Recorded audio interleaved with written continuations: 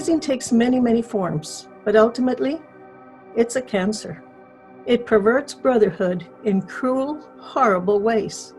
It threatens the integrity of higher education and even the existence of fraternities. And worst of all, it has resulted in the deaths of promising young men each and every year since 1986. In 1987, the death of Mark Lieberger at my beloved alma mater, the University of Texas at Austin, led to Texas becoming one of the very first states to pass an anti-hazing law.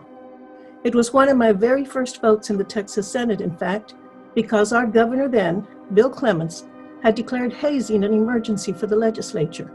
In other words, he put the hazing bill at the very front of the line for our consideration that session. It's not difficult to see why. Mark Lieberger died of alcohol poisoning after a hazing ritual during which he was forced to drink more than 1 pint of rum while handcuffed in a van.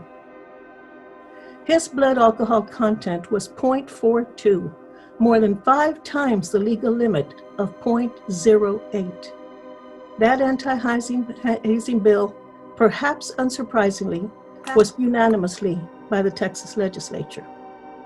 Over time, however, it became very, very clear to us that that law simply wasn't strong enough or good enough. It wasn't working in Texas. Hazing was getting worse at campuses across the state, and students continued to suffer terrible injuries or to lose their lives to this senseless practice, yet no one was ever prosecuted.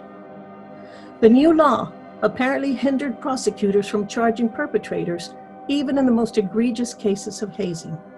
Its vague wording, for example, made hazing surprisingly difficult to prove in court, to the point that prosecutors rarely tried at all. More problematic, however, was that forced consumption of alcohol, the most common and arguably the most dangerous form of hazing, wasn't part of the state's definition, so it couldn't be prosecuted as hazing. That's why in 2007, I filed legislation to reform that weak law. We failed, but we persisted. 12 years,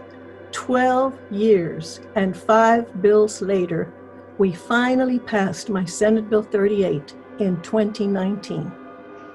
This new law embodies important reforms. It clarifies ambiguities, it encourages reporting, and it strengthens transparency from colleges and universities. This new law will save lives. It will preclude mental anguish and physical torture, and it will enhance the reputation of fraternities and other organizations. So why did it take us so long to pass this bill after previous legislators passed the first anti-hazing bill unanimously? Several reasons. First, our opposition didn't believe hazing was a systemic issue that affected students negatively every day on every campus. Frankly, many simply did not believe that hazing was a real issue at all. They viewed hazing as good old-fashioned wholesome fun, nostalgic of their good old-fashioned wholesome college days. Things changed last year, however, creating the conditions that allowed us to succeed. First, unfortunately, a terrible, tragic pattern emerged. We lost 3 Texans to hazing in 2 years. Matthew Ellis at Texas State, Joseph Little at Texas A&M, and Nikki Cumberland at UT Austin.